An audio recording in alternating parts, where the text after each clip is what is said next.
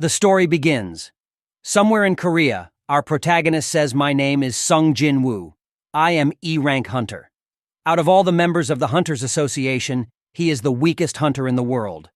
Aside from him having a slightly better recovery rate, it would be an embarrassment to call him a hunter.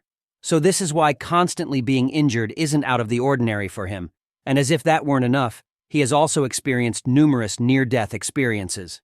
In his hunter's life, he had to take a risk. It's a dangerous job, and he doesn't do this dangerous work because he finds it enjoyable. He does this to pay for his sick mother's hospital bills with the financial aid that is provided to him by the Hunter Association. While having coffee, a man named Kim heard a call. Turning around, he saw an old acquaintance wave and say, "Long time no see." But Mr. Kim asked, what was he doing here? For he had quit this business for good. It turned out that his wife was expecting their second child, which is why he was here. Park says, "I'm worried it's been a while since my last raid. I wonder if it'll be okay. My skills weren't great to begin with, and taking this break had made me even worse." But Mr. Kim interrupted and greeted our protagonist saying, "It's good to see you here, Mr. Sung." Mr. Park was surprised at how concerned everybody was about him, and he asked Mr. Kim, "Is this guy so strong that everybody is so happy to see him?" But Mr. Kim said, "You don't know him because he came right after you left, and his nickname is the world's weakest hunter." Mr. Park was surprised, and he asked Mr. Kim again, "The world's weakest hunter, not the strongest. I heard right." But Mr. Kim replied that only S-rank hunters can be called that. Jin-Woo was considered the weakest in the world, and he was so weak that he was injured even in ranked dungeons. They joked and mocked him, saying that he was so weak, and at the same time they were glad that, after all, if he came on this raid, it wouldn't turn out to be that difficult. But they were not afraid that he might hear them. Sung Jin said he wanted a cup of coffee, and when he approached the coffee shop, the barista told him that the coffee had just run out. He was upset. He walked away, and the barista started saying that he was sorry that the coffee had run out. But he replied that it was okay. It was fine. But as soon as he stepped back, someone yelled at him, "Jin-Woo, you're hurt again." He turned around and saw Mrs. Joo-hee. She was going on this raid, but that wasn't the point. She started asking him what was wrong with his face, and he started telling her that he didn't know much because it happened when he was hunting in the Irang dungeon, and after that, he even went to the hospital. He was the only one who got hurt. Joo-hee couldn't believe how that could have happened, but he started explaining that everyone else was higher ranked, and that's why they didn't even take a healer with them. Jin-Woo says, "I'm too weak, and I'm used to it." He saw everybody starting to get ready to go in the gate. Mr. Song began to say that he was taking charge and being the party leader. Everyone approves of him being the party leader. Jin-Woo says, "We are counting on you, Mr. Song." Mr. Song shouts, "All right, let's all head in." Mr. Song says, "Be behind us, so you don't get hurt and take it easy." Jin-Woo replied, "Yes, okay. I'm going to give it my all today," and he exhaled his breath. After the hunter entered the dungeon, the barista began to discuss how he felt bad for not being able to give Jin-Woo a cup of coffee before heading off. After all, he was the weakest hunter of the E-rank hunters. The person asks what the dungeon is this time. The barista's reply, I heard, is around D rank. While he works for the Hunter Association, not once has he seen Jin-Woo come out of the dungeon without being injured. Inside the dungeon, Joo-hee asks Jin-Woo why he is set on being a hunter. "Keep on fighting like this, and you'll get yourself into trouble." Jin-Woo replied, "I'm sorry." Joo-hee began to say that he shouldn't apologize because she was just worried about him while she was healing Jin-Woo and all the other hunters were fighting the monsters. They have been in this dungeon for quite some time, and Jin-Woo was wounded at the beginning, so he didn't really stand out in the group. When he turned around, he heard other hunters saying that the job was done and it wasn't as hard as it seemed. But suddenly Joo-hee asked if he had any other reason to continue to be a hunter, and Jin-Woo replied that he is doing this stuff as a hobby, or he will probably die of boredom if it wasn't for this. Jin-Woo didn't want to tell her his real reasons because that would make him embarrassed if he told her about his personal circumstances. But after he said that, Joo-hee said that because of his hobby, he would be doing raids in his afterlife. Jin-Woo laughs, but Joo-hee is angry. Tell Jin-Woo not to laugh, or his wound will open up.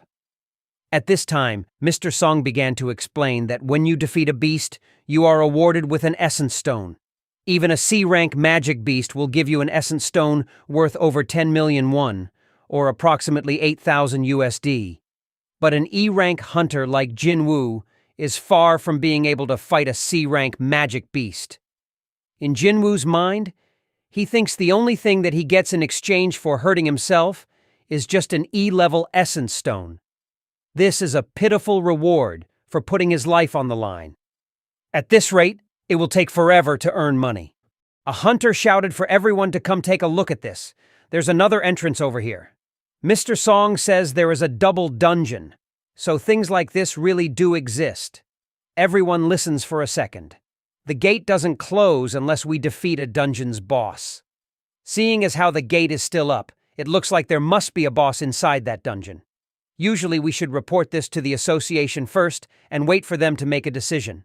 But other hunters might get their hands on the boss, which means that our profit will decrease drastically, so he says we'll go ahead and deal with the boss ourselves. It could be dangerous, so he asks all 17 people to vote, and when the decision has been made, you won't be allowed to say otherwise. Kim and Park immediately say I'm in. Others say, let's not go in. Joo-hee says she is sorry. She doesn't want to go. Song says we have 8 votes to go and 8 votes to stay. The last vote depended on Jin-Woo's decision. At that moment, Jin-Woo thought that he had no savings and that he had to send his little sister to college soon. Also, his mother is in the hospital.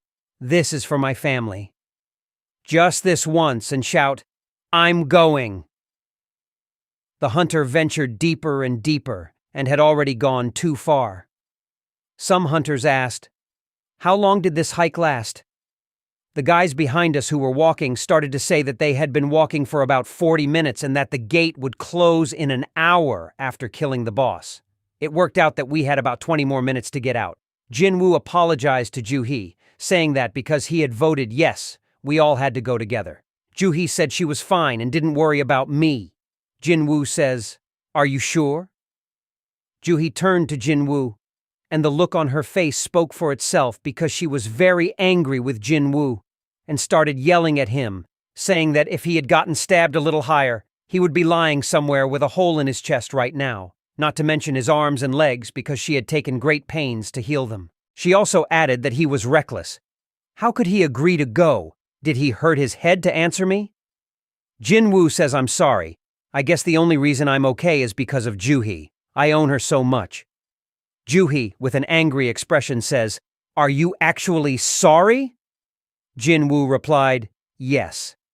Joo-hee, if you really feel bad, how about treating me to a meal, what you don't want to eat with me? Jin-Woo said, that's not it. Why would I not want to?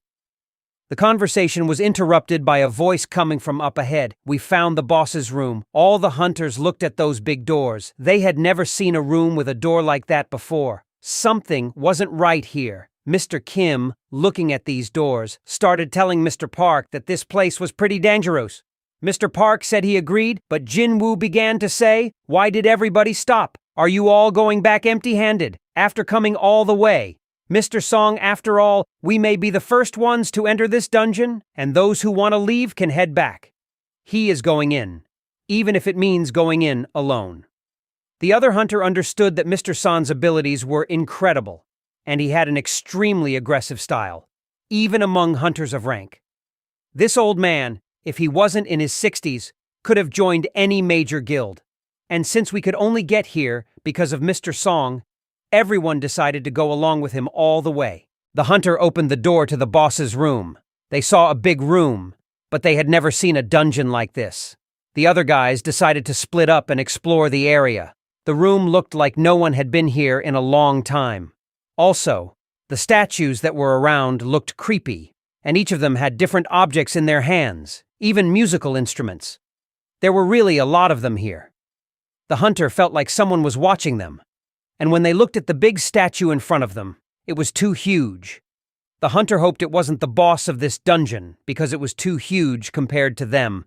They started to look around, but there was nothing here that resembled the presence of any monsters. But suddenly Mr. Song noticed some kind of strange magical seal in the ground. A hunter called Mr. Song over and told him that there was something written here, and he should take a look at it. As the hunter got closer, they saw a runic text that was written about the commandments of the Temple of Kortanon. The first commandment read, "Worship the Lord." The second was, "Praise the Lord." And the third was, "Prove your faith." But suddenly Juhi pulled Jin-Woo to the side, and she said that it was a huge statue. Its eyes were just moving, looking straight. Jin-Woo said, "No way, you must be mistaken." Jin-Woo suddenly noticed that it was getting too quiet and a little colder when Mr. Song finished reading the last text, which said that those who fail to obey these commandments shall not be spared. The doors behind them suddenly closed.